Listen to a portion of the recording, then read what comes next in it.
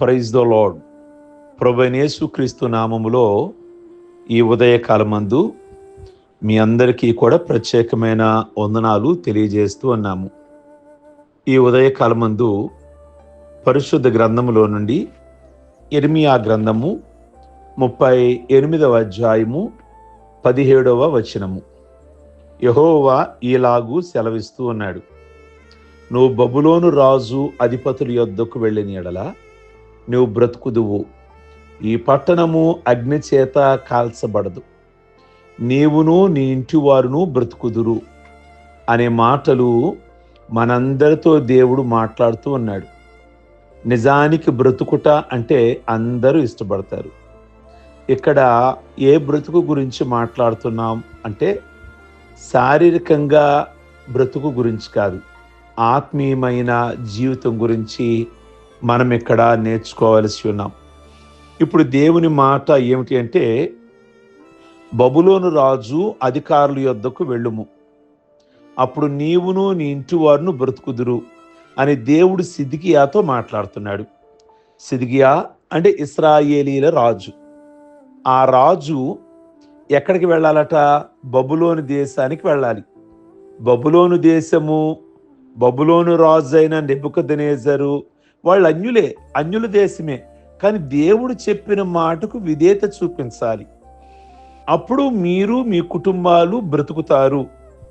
నెబుకద్నెజరు యొద్దకు వెళ్ళుము, అతని అధికారమును అంగీకరించుము, నువ్వు బ్రతకాలి అంటే ఈ పని చేయమని ప్రభు చెప్తున్నారు.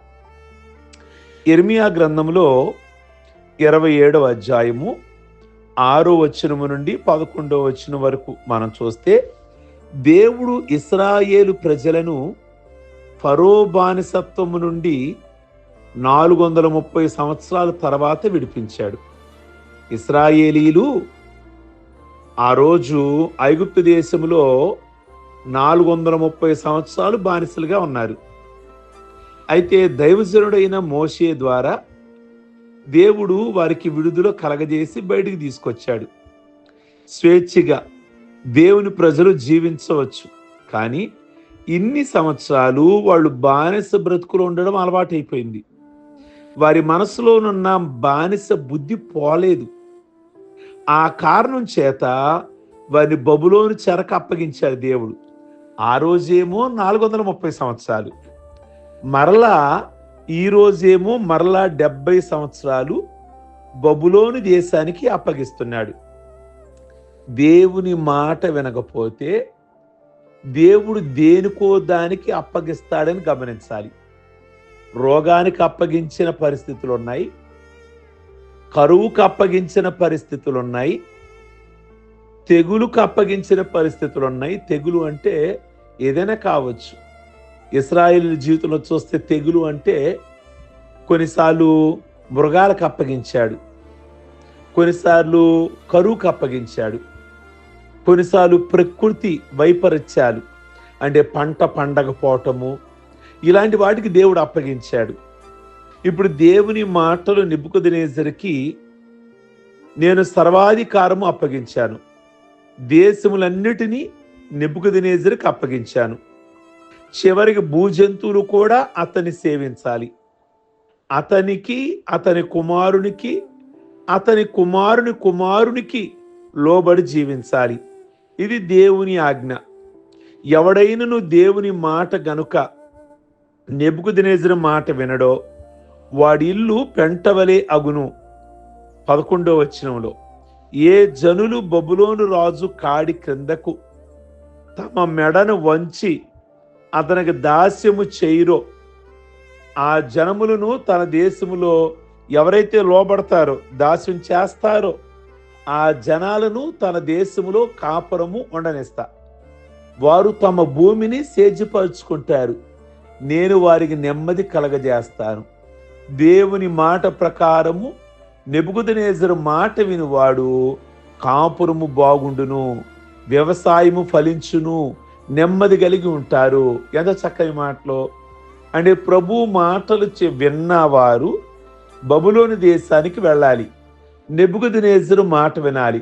అప్పుడు మీకు ప్రాణహాని ఉండదు, మీరు బ్రతుకుతారు, మీ వ్యవసాయం బాగుంటుంది, మీరు నెమ్మది కలిగి జీవిస్తారు. ఒకవేళ మీరు గనక ఆ రాజు మాట వినకపోతే మీరు చనిపోతారు అని దేవుడు యిర్మీయా ద్వారా మాట్లాడిస్తున్నాడు. దేవుని మాట, దేవుని అధికారము. ఈనాడు క్రైస్తవులు చాలా మంది మందిరానికి వస్తున్నారు, ప్రార్థన చేస్తున్నారు, పాటలు పాడుతున్నారు, దశమ భాగములు కరెక్ట్గా ఇస్తున్నారు. కానీ వారి జీవితములో దేవుని అధికారమునకు వారు విధేయత చూపించట్లేదు, వాక్యానికి లోబడటం లేదు. అందుకే వారికి దీవెనలు ఉండలేకపోతున్నాయి. సామెతల గ్రంథము 3వ అధ్యాయము 5వ వచనం నుండి 10వ వచనం వరకు చూస్తే, నీ స్వబుద్ధిని ఆధారము చేసుకొనక పూర్ణ హృదయముతో యెహోవా యందు నమ్మిక ఉంచుము. నీ ప్రవర్తన అంతటి యందు ఆయన అధికారమును ఒప్పుకొనుము. ప్రవర్తనలో కొంత కాదు, అంతటి యందు ఆయన అధికారిగా ఉంచుకోవాలి. నీ ఆలోచనలు నేను ఇలాగును చేస్తా, నేను అలాగును చేస్తా కాదు. ప్రభు ఏం చెప్తున్నారు మీ జీవితంలో? దేవుని వాక్యం ఏం సెలవిస్తుంది? ప్రియ దేవుని బిడ్డలారా, అప్పుడు నీ త్రోవలు సరళము చేయును.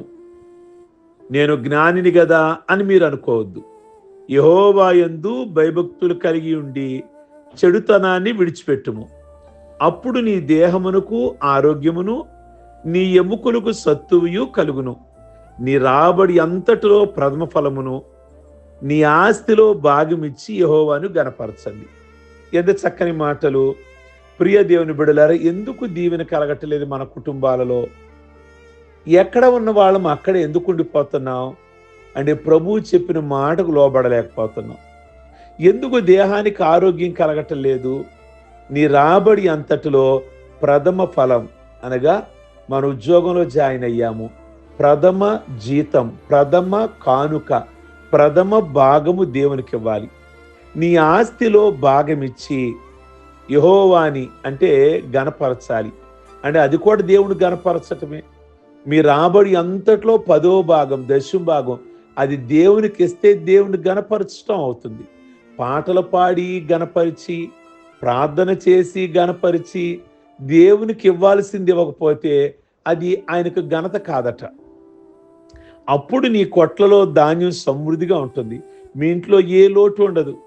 మీ గానుగులలో నుండి క్రొత్త ద్రాక్షారసం పొంగి పొర్లుతుంది. దేవుని అధికారము క్రింద నుండి వారికి ఎన్ని దేవుళ్ళు ఉన్నాయో తెలుసా అండి? దేవుని వాక్యానుసారంగా బ్రతికేవారు, దేవుని అధికారాన్ని ఒప్పుకున్న వాళ్ళు, నిజంగా వారి కుటుంబాలలో ఎంత సమృద్ధో. ఈనాడు మేము చాలా కుటుంబాలను చూస్తున్నాం. దేవుని మాట ప్రకారంగా జరిగిస్తే దేవుడు వారి కుటుంబాలలో సమృద్ధిని, కరువు అన్నది వారి పరిసరాలలో కూడా కనబడనీయకుండా దేవుడు సమృద్ధినిస్తున్నాడు. కేవలం మనం మాటలతో దేవుని స్తుతిస్తున్నాం. పాటలు, మాటలు, ప్రార్థనలు, హల్లెలూయా తెలియజేస్తున్నాం. కానీ క్రమానికి వచ్చేసరికి, ఆ క్రియల విషయానికి వచ్చేసరికి మనము చేయలేకపోతున్నాం. దేవునికి ఇవ్వవలసింది ఇవ్వలేకపోతున్నాం, చెయ్యాల్సింది చేయలేకపోతున్నాం. అందుకే సమృద్ధి ఉండటం లేదు అంటాడు సామెతల గ్రంథములో, మలాకీ గ్రంథములో. మీరు ఎవరి అధికారము క్రింద ఉంటున్నారు? ఈ రోజున సిద్కియాతో ప్రభు మాట్లాడారు. నేను చెప్పిన నెబుకద్నెజరు యొక్క ఆ దేశానికి వెళ్ళాలి, నా మాటకు నువ్వు లోబడాలి. ఆ సిద్కియా దేవుని మాటకు లోబడడానికి ఇష్టపడలా. నిజంగా బబులోను రాజు వచ్చాడు, వచ్చి తన కళ్ళ ముందే తన కుమారులను చంపాడు. సిద్కియా కళ్ళు ఓడబెరికించాడు. సిద్కియా కూడా చనిపోయాడు. కారణం, దేవుని మాట వింటే బ్రతికేవాడు, కానీ దేవుని మాట వినడానికి ఇష్టపడలా. ప్రభువుని నమ్మి నేను పాపిని అని ఒప్పుకున్న వారిని దేవుడు రక్షిస్తాడు. నమ్ముకున్నవారు అంటే వారు ఆయన మాట వినటమే శ్రేష్టం. అలా కాకుండా మా ఇష్టం, మా బ్రతుకు అంతే, నా ఇష్టానుసారంగా జీవిస్తా అంటే సాతాను అధికారానికి నువ్వు లోబడుతున్నావు. నీ ఇష్టం కొట్టేసుకుంటే అప్పుడు దేవుని ఇష్ట ప్రకారంగా మీరు జీవించగలుగుతారు. చాలామంది దేవుని బిడలమని చెప్తారు కానీ దేవుని ఇష్టం వారి బ్రతుకులలో జరగాలని కోరుకోరు. నేనింత చదివాను, నేనింత సంపాదించాను, నా డబ్బు, నా జీవితం, నా ఇష్టమే అంటారు. క్రీస్తు అధికారము క్రిందకు రారు. భక్తుడైన పౌలు ఏమన్నాడు తెలుసా? బ్రతుకుట క్రీస్తే, చావైతే లాభమే. క్రీస్తు అధికారము కింద ఉన్నవాడు పాపము చేయలేడు. ప్రియ దేవుని బిడలారా, ఆదికాండము 39వ అధ్యాయము 8-9 వచనాలు చూస్తే, యోసేపు శోధించబడినప్పుడు నేనెట్లు అంత ఘోర దుష్కార్యం చేస్తాను? ఒకవేళ చేస్తే పరముందున్న దేవుని ఆజ్ఞ ఏమవుతుంది? ప్రియ దేవుని బిడలారా, యోబు కూడా అలాగే పలికాడు. కనుక దేవుని అధికారం క్రింద ఉండే వారి యొక్క జీవితాలు దీవించబడతాయి, ఆస్వాదించబడతాయి. కనుక ఈ ఉదయకాలమందు నేను జ్ఞాపకం చేస్తూ ఉన్నాను, నీవును నీ ఇంటి వారును బ్రతుకుదురు అని ప్రభు సిద్కియాతో చెప్పారు. దేవుని రక్షణ ప్రణాళికలో నీవు నీ ఇంటి వారు కూడా రక్షించబడాలనేది దేవుని యొక్క ఉద్దేశం మీ కుటుంబ విషయంలో. లూకా సువార్త 19వ అధ్యాయము 9వ వచనం జక్కయ్యతో అంటున్నారు, నీవును నీ ఇంటి వారును రక్షించబడుదురు. అపోస్తుల కార్యం 16వ అధ్యాయం 31వ వచనం, రక్షించబడడానికి నేనేం చెయ్యాలి అని జైలు అధికారి అడిగితే అప్పుడు పౌలు గారు అన్నాడు, ప్రభువైన యేసునందు విశ్వాసం ఉంచుము, అప్పుడు నీవును నీ ఇంటి వారును రక్షించబడుదురు అని అన్నాడు. ప్రియ దేవుని బిడలారా, ఈ ఉదయకాలమందు ఆత్మీయంగా మీరు జీవించాలి. నరకానికి వెళ్ళకూడదు, మన ఆత్మ అగ్నిలోకి వెళ్ళకూడదు అంటే మీరు జీవించాలంటే దేవుని మాట వినాలి, ఆయన యందు విశ్వాసం ఉంచాలి. ఈ ఉదయకాలమందు ఎరుకో గోడపై నివసిస్తున్న వేసి అయిన రాహాబు దేవుని మాటలు, ఇశ్రాయేలు దేవుని గొప్పతనమును, రక్షణ కార్యములను విని యెహోషువ గ్రంథంలో చూస్తే 2:10 మా గుండెలు కరిగిపోయినవి అని తెలిపింది. ఒక రాహాబ్ అనే వేసి ఇశ్రాయేలుతో చెప్తుంది, నిజంగా మీ దేవుడు గొప్పవాడు, ఈ దేశాన్ని దేవుడు మీకిస్తాడు. నమ్మి ఒక అన్యురాలైన ఒక రాహాబ్ అనే వేసి మాట్లాడుతుంది, అయితే మా దేవుని యందు గనక నీకు విశ్వాసం ఉంచితే, ప్రియమైన దేవుని బిడలారు, వేగులు వారు వెళ్ళి ఈ ఎర్రని దారము నీ ఇంటికి కట్టుకో అని చెప్తే అప్పుడు నీవును నీ ఇంటి వారు బ్రతుకుతారు అని చెప్పారు. ఆ వేసి వెంటనే ఎర్రని దారం కట్టుకుంది వారి గృహానికి. ఆమె ఇంటి వారు బ్రతికారు. నిజంగా ఇక్కడ మీరు గమనిస్తే దేవుని యందు ఎవరైతే విశ్వాసం ఉంచుతారో, ఆయన మాటలు వింటారో, ప్రియ దేవుని బిడలారా, ఈ లోకములో ఆయన ఆశీర్వాదాలు, పరలోకములో కూడా మనము నిత్య జీవము కలిగిన వారమవుతాం. సిద్కియాకు అదే చెప్పారు ప్రభు యిర్మీయా ద్వారా. సిద్కియా, దేవుడు చెప్తున్నాడు, నువ్వు సైలెంట్గా వెళ్ళి నెబూకద్నెజరు యొక్క ఆ చేతుల కింద ఉండు, ఆయనకు లోబడు, అప్పుడు నీవు నీ ఫ్యామిలీ, ఇక్కడ నీ పొలాలు, నీ దేశం అంతా బాగుంటాయి అన్నారు. నెబూకద్నెజరు కింద ఉండడం అన్నది ఇక్కడ విషయం కాదు. మనకు కావాల్సిన విషయం ఏంటంటే దేవుని మాట వినుట శ్రేష్టం. దేవుని మాట వింటే నీవు బ్రతుకుతావు. ఈ రోజు ఉదయకాలమందు దేవుని మాట వింటే మన కుటుంబాలకు వచ్చే నష్టమేమీ లేదు, అంత చక్కగా దీవించబడతాం. ఏ విషయంలో దేవుని మాట వినలేకపోతున్నావు? ఏ విషయంలో నువ్వు పాపాన్ని విడిచిపెట్టలేకపోతున్నావు? ఈ ఒక్క పాపమే నన్ను వేధిస్తుందండి. కనుక ఆ ఒక్క పాపమే నిన్ను దేవుని రాజ్యానికి దూరం చేస్తుంది. కనుక ఈరోజు ఈ ఉదయకాలమందు దేవుని సన్నిధిలో నీ పాపాన్ని ఒప్పుకో, రహస్యంగా ప్రార్థన చేయి, నీ పాపాన్ని ఒప్పుకో, నీ పాపాన్ని విడిచిపెట్టేసేయి. ఈ రోజు నుంచి ప్రభు బిడ్డగా జీవించు. ప్రభువు నిన్ను దీవించునుగాక. ప్రార్థించుకుందాం. సర్వశక్తి కలిగిన తండ్రి, ఈ ఉదయకాలమందు మీ మాట వింటే వారు బ్రతుకుదురు అని చెప్పారు. ఈ యొక్క ఉదయకాలమందు ఎవరి జీవితంలోనైనా ఆ పాపమును విడిచిపెట్టి పరిశుద్ధంగా జీవించి నిత్య జీవనం సంపాదించుకోవడానికి కృపనివ్వండి. ఈరోజు పెళ్లి రోజులు, పుట్టినరోజులు, రక్షణ పొందిన రోజులు చేసుకుంటున్న బిడ్డలందరినీ దీవించి ఆస్వాదించి ఇహ సంబంధమైన పర సంబంధమైన ఆశీర్వాదములు మీ బిడలకు దయచేసి ఈ దినమెల్లా కూడా ప్రతి ఒక్క విషయంలో వారికి మేలు కలుగులాగున కృప చూపించమని యేసు పరిశుద్ధ నామములు అడుగుచున్నాం తండ్రి. ఆమేన్. God bless you.